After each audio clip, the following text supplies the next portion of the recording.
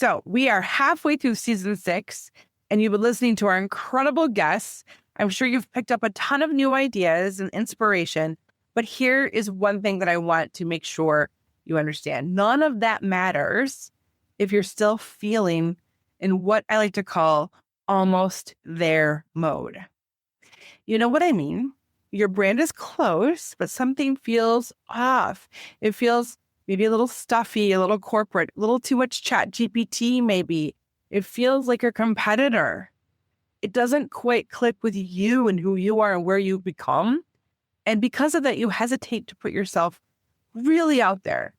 You hesitate maybe to go on a podcast. You hesitate to go to hand your card out at a networking event. But today I'm going to share the top 3 reasons that this happens and what you can actually do to fix it. The very first reason is that your visuals and your voice are not speaking the same language. Maybe your Instagram looks playful and super casual and just like you, but your website sounds like a corporate brochure from maybe 2010. Or maybe your colors are bold and edgy, but your copy is soft and underrated, and you're not really asking for the sale. When this happens, your audience gets mixed signals from you, and mixed signals kill your momentum and kill your sales, period. So here's a way to fix that. I want you to audit all of your platforms, everywhere that you show up.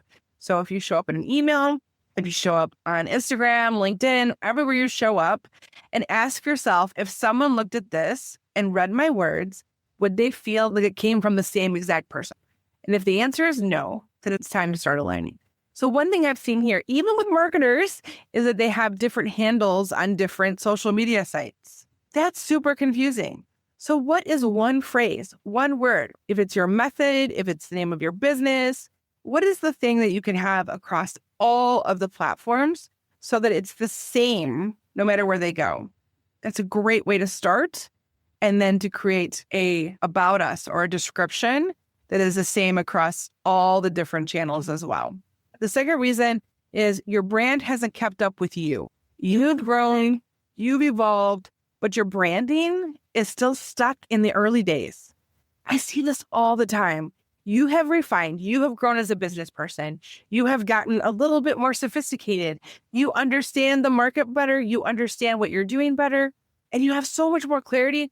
And maybe you've even changed your niche. You've gotten really hyper-focused on your customers, but your website still looks like your first Canva template.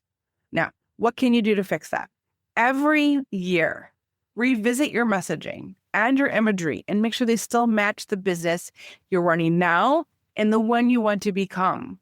Not the one that you had when you first started 10 years ago, 20 years ago. Yeah, I see you. I was that person. A couple of years ago, I'd look at my stuff and go, ooh, actually, I have my very first business card here. It's not bad, but it's not where I am now. And if I'd stuck with this, it wouldn't look like we have become something that we are today. Much more bold, much more daring to be able to exist as Wickedly Branded versus Beverly Cornell Consulting as a freelancer. The third reason is a lack of consistency. Your brand feels like a patchwork quilt that my grandmother made. You're using different fonts in every graphic. Your social media doesn't match your proposals, and your emails have no visual tie to your brand at all. So here's a way to address that today. Create a brand kit in Canva. There's a little section in there that says brand kit.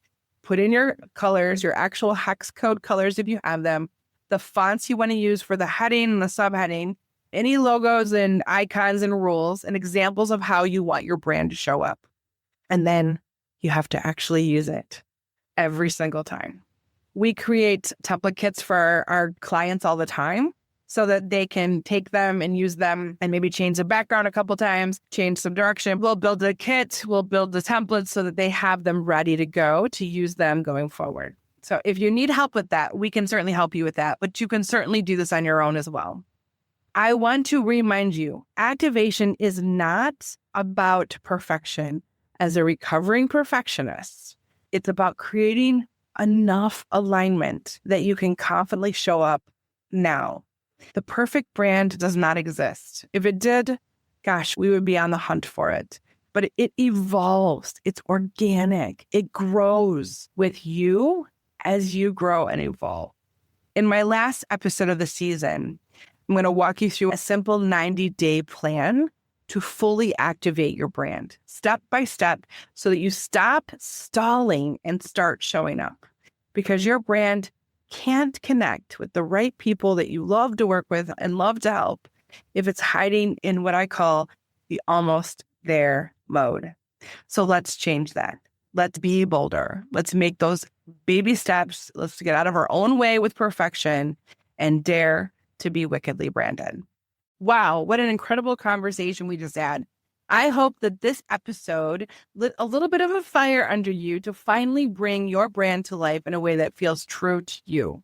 Remember, clarity is the spark, but activation is that fire and flame that keeps your message and your visuals and your strategy aligned, and the confidence that follows. So does that lovely thing called momentum that you've been waiting for. So if today's episode, if you loved it, make sure you are subscribed to the Wickedly Branded Marketing Podcast so you never miss an insight or a conversation. Until next time, dare to be wickedly branded.